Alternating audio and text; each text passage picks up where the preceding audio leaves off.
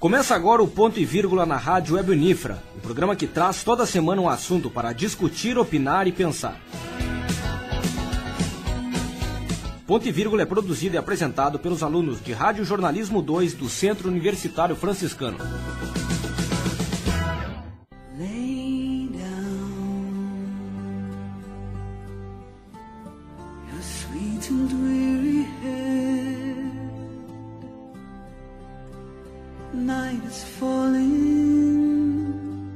Boa noite, começa agora o Ponto e Vírgula. Hoje o programa vai conhecer pessoas que começam o seu trabalho quando a vida de nossos entes queridos termina.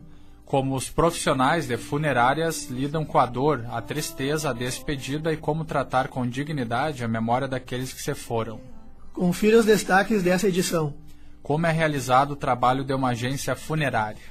Orientações práticas de como devem ser feitos os procedimentos legais no caso de falecimento de um ente querido. A experiência e o relato de vida de Luiz Carlos Brum, proprietário de funerária e presidente do Sindicato de Serviços Funerários do Rio Grande do Sul. O dia a dia de uma funerária, no relato de gerente de serviços fúnebres e o trabalho daquele que prepara o funeral, o agente funerário. A fé e a perda, como as religiões entendem a vida, a morte e o pós-morte. A segunda chance, como a doação de órgãos pode ser um ato de altruísmo.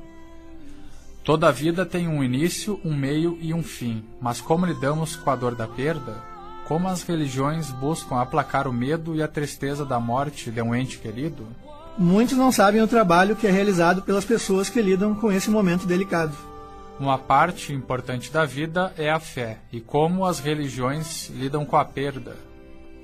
O frei Luiz Antônio Reis, sacerdote da Igreja do Bonfim, conta sobre a perspectiva da fé católica em relação à morte. Para que eu preciso da igreja? Quem é que inventou essa coisa de ir para a igreja, de ir para a missa? Essas mesmas pessoas, quando estão com algum problema, com alguma dificuldade, e aí é o que estás buscando, uma encomendação, a morte de alguém, essas pessoas buscam a igreja. E quando a gente fala no dia a dia, por exemplo, puxa, vamos participar da celebração, e às vezes até falam, mas é chato, é cansativo. E aí quando estão doentes, quando tem algum problema, quando o sétimo dia, por exemplo, daí não é chato, não é cansativo, não tem mais nada disso. Por quê? Porque daí a pessoa sente a sua limitação. Ela começa a perceber diante da perda de uma pessoa querida, o que ela percebe? Puxa, ela se dá conta, realmente nós não somos nada. Num toque de mágica, a gente sai deste mundo e vai para um outro mundo, vai para a vida eterna, para nós que acreditamos, porque o Cristo afirma que Ele é a ressurreição e Ele é a vida. A partir da ressurreição, Ele vence a morte e nos dá uma nova esperança. Frei Luiz conta que o medo da morte e o materialismo dificultam a própria vida em sua plenitude. Por isso que quando falávamos no começo desses rituais, que como as pessoas elas perdem a noção, elas têm medo, elas perdem até o equilíbrio diante da morte, porque nós não estamos preparados, não nos preparamos para a morte, que é a única certeza que nós temos. E daí nós buscamos alguns pontos. Entramos, por exemplo, em conflito no dia, na semana da perda de uma pessoa querida. De repente nós tentamos buscar um reforço espiritual sétimo dia. Nós tentamos buscar um reforço espiritual no 30º dia. Eu acho isso maravilhoso. Mas por que só ali? Isso na minha forma de ver, as pessoas buscam porque têm medo, mas não porque têm fé. Se tivessem fé, rezariam, celebrariam na segunda, na terça, na quarta, na quinta, na sexta, no sábado, domingo, ou todos os finais de semana. Eu até não diria que não tenham fé, eu acho que elas têm fé, mas não é uma fé comprometida. Quando a morte é só uma passagem, o espiritismo e a vida que transcende a morte. May it be an evening star shines down upon you. Espírita desde os 7 anos de idade, o auxiliar administrativo do lar de Joaquina, Jorge Dornelles Badó, conta como o kardecismo entende a vida e a morte. A visão espírita da morte é de que na verdade, nós só realizamos uma viagem, fizemos uma passagem da existência física para o mundo espiritual. Para o espiritismo, nós perdemos apenas o corpo físico, mas continuamos vivendo, né, integralmente, porque acima de mais nada nós somos espíritos imortais que continuamos uma caminhada, uma jornada. O espiritismo vai mais além.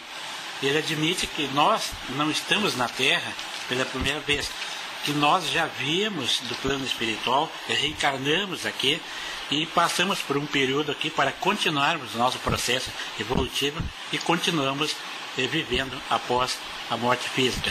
Mesmo com a visão diferenciada do espiritismo em relação à morte, a saudade de quem parte sempre afeta a quem fica.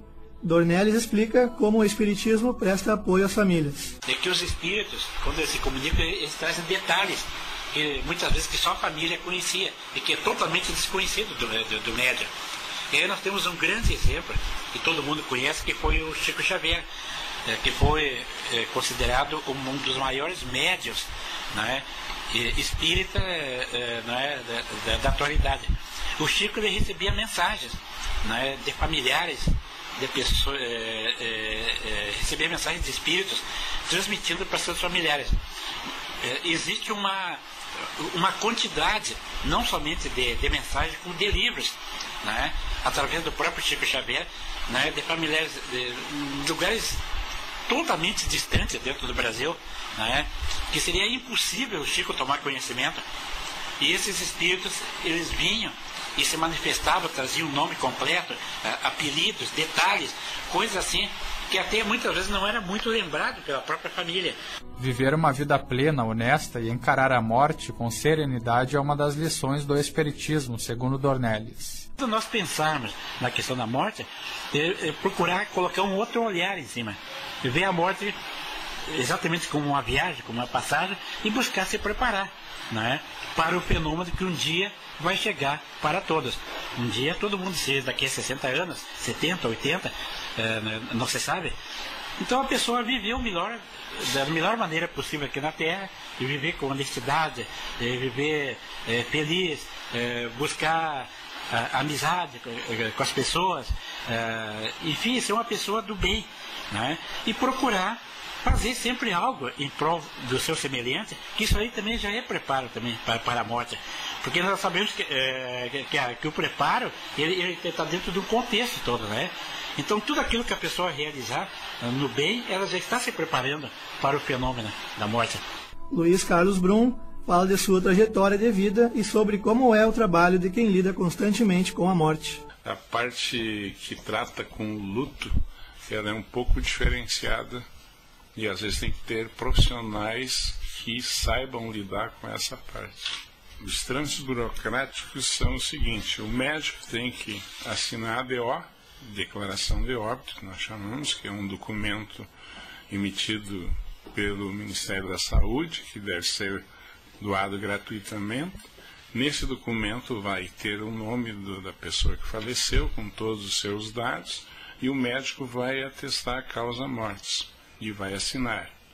Munido desse documento, a pessoa é preenchido um questionário do cartório do Registro Civil, e um familiar, que nós acabamos dando assistência, levando-o até o cartório, para que ele faça a declaração de óbito em cartório, e onde é feito o registro de óbito, onde oficialmente a pessoa passa a ser oficializada a morte.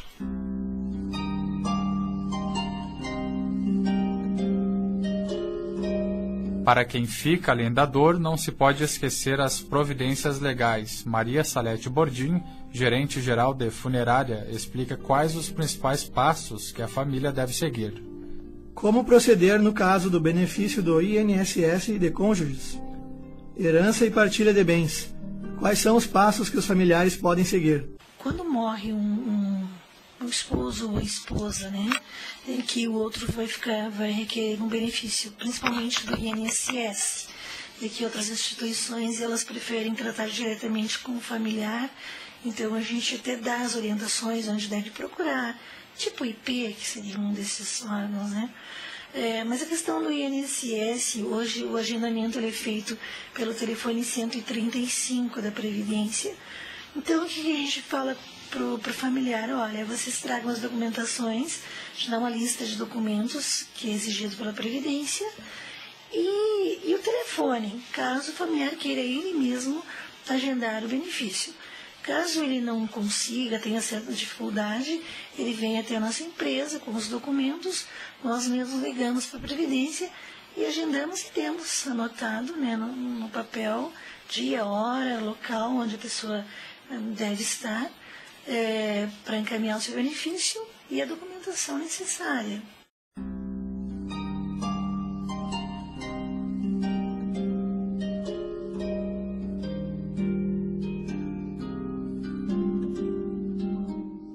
Como lidar com o corpo de um ente querido com dignidade?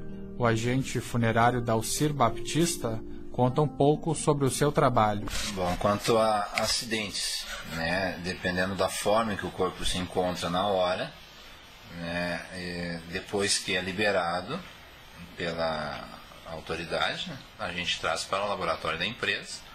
Ali a gente tenta, dependendo da forma que ficou, rosto principalmente, braços, a gente tenta fazer uma reconstituição, ou facial ou dos membros, né, braços que poderão aparecer, para que não fique muito agressivo para a família, mas tudo isso dentro daquilo em que a família nos pedir. Porque muitas vezes a família não pensa, né, em como vai estar a imagem da pessoa dentro da urna. Muitas vezes a gente não consegue fazer com que a urna possa ficar aberta.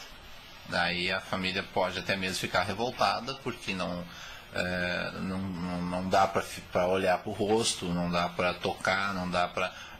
muitas vezes acha até mesmo que a empresa não quis fazer tal trabalho para que fique mais acessível o corpo para a família. Um costume muito comum é a prática de levar flores ao cemitério. O florista Artêmio Oliveira comenta sobre como é a vida de quem vende flores no dia de finados. Essa venda aqui não é o meu ramo, só vendo nas épocas. Eu trabalho de zelador no SESI, Serviço Social da Indústria. E então é assim, isso aqui é uma renda extra, na verdade. Eu venho aqui só nas datas, nas épocas comemorativas, geralmente finados, Dia das Mães, às vezes Dia dos Pais. A gente planta um pouco, né? A gente planta pequena quantidade, então assim, já é produtor assíduo, assim, a gente planta pequenas quantidades para as épocas, e também só para as épocas. E aí vem aí para aumentar um pouquinho a renda, né? Aproveitar esse final de ano, assim.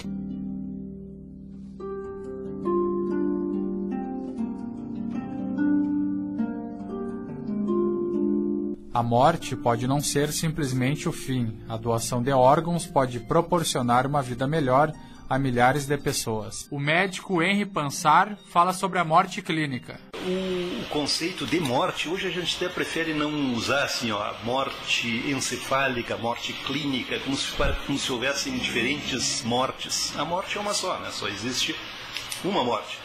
Quer dizer, o sujeito, uma pessoa é considerada morta quando cessaram irreversível e completamente as suas funções do sistema nervoso central. As funções do tronco cerebral, para ser mais explícito. O que isso significa?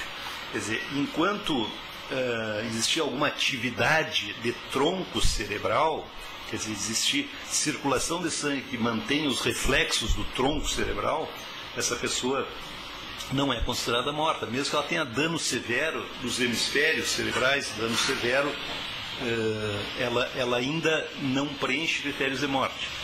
Isso hoje está muito bem definido, né? Isso é aceito universalmente. Lay down your sweet and weary head. Este documentário tratou sobre pessoas que começam seu trabalho quando a vida termina e diversas questões que envolvem a morte, a dor e a esperança. Este foi o Ponto e Vírgula de hoje, programa apresentado pelos estudantes de Rádio Jornalismo 2. Reportagem e produção de João Miranda Filho. Como apresentadores, Matheus Couvero e Jean Romero. Supervisão da professora Áurea Evelise Fonseca. Na técnica, Clenilson Oliveira. Até a próxima.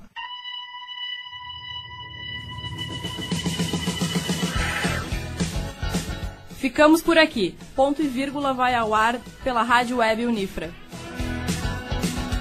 O Ponto e Vírgula é produzido e apresentado pelos alunos de Rádio Jornalismo 2 do Centro Universitário Franciscano.